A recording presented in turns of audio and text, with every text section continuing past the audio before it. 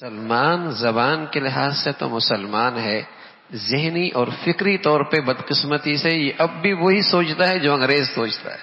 فرق یہ ہے کہ وہ گورا انگریز ہے، یہ کالا انگریز بن چکا ہے۔ اس نظام تعلیم نے اسے سوچ اور فکر کے لحاظ سے وہی انگریز ہی بنا دیا۔ سوچ اور فکر کے لحاظ سے بظاہر لگتا ہے مسلمانوں کے ہاں پیدا ہوا ہے، مسلمانوں کا سا نام ہے، زبان پر اسلام اور مکہ اور مدینہ کا نام بھی ہے، لیکن سوچ اور فکر کے لحاظ سے وہی غلامی ہے، وہی غلامی موجود ہے۔ دیکھتا ہے اپنی زندگی بنانے کے لیے تو کافروں کی زندگی دیکھتا ہے اپنا معاشرہ بنانے کے لیے کافروں کی زندگی دیکھتا ہے، قرآن نہیں دیکھتا، محمد الرسول اللہ کی سیرت نہیں دیکھتا، اللہ اور اللہ کے رسول کے احکامات نہیں دیکھتا۔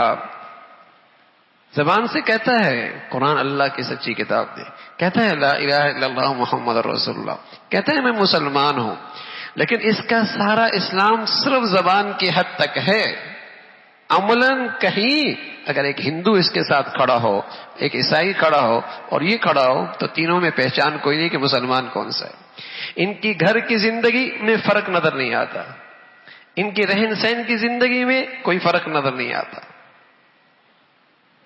وَقُرْآنًا فَرَقْنَاهُ لِتَقْرَأَهُ عَلَى النَّاسِ عَلَى مُكْثٍ وَنَزَّلْنَاهُ تَنزِيلًا۔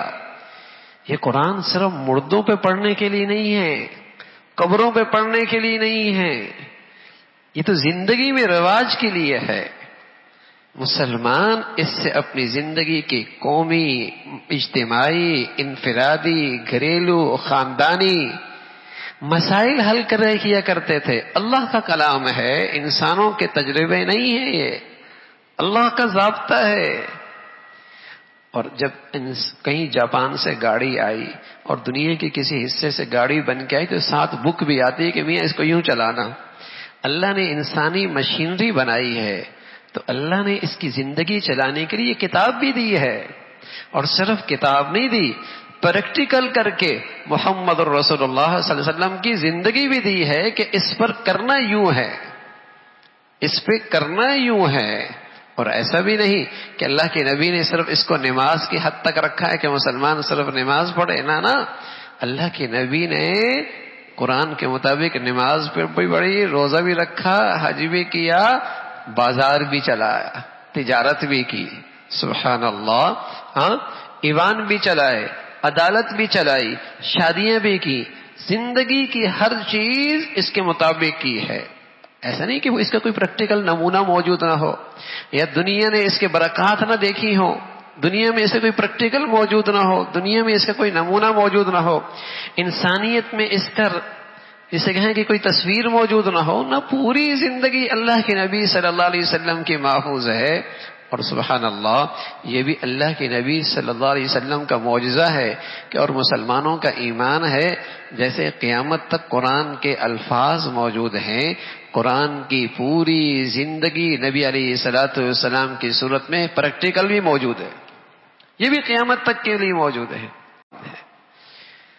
اور سچ یہ ہے کہ نظام تعلیم ایک ایسی بلا ہے کہ اس کے بدلنے سے دل بدل جاتے ہیں، دماغ بدل جاتے ہیں، سوچ بدل جاتی ہے۔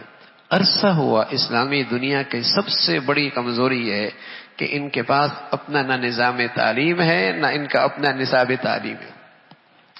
پردیس کا نظام تعلیم پڑھاؤ گے تو پردیسی رہے گا، دیس کا پڑھاؤ گے تب وہ دیس کا رہے گا، دیس کا پڑھاؤ گے تب دیسی رہے گا، پردیس کا پڑھاؤ گے پردیسی ہو جائے گا۔ نظام تعلیم جہاں کا ہوگا، آدمی کی سوچ اور فکر وہی ہوتی ہے۔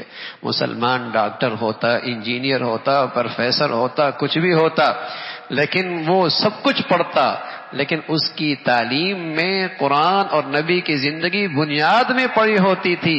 وہ کچھ بھی پڑھتا تھا لیکن محمدی ہوا کرتا تھا، وہ محمدی ہوا کرتا تھا، اسے اسلام اور اسلام پر اور قرآن پر پورا اعتماد ہوا کرتا تھا۔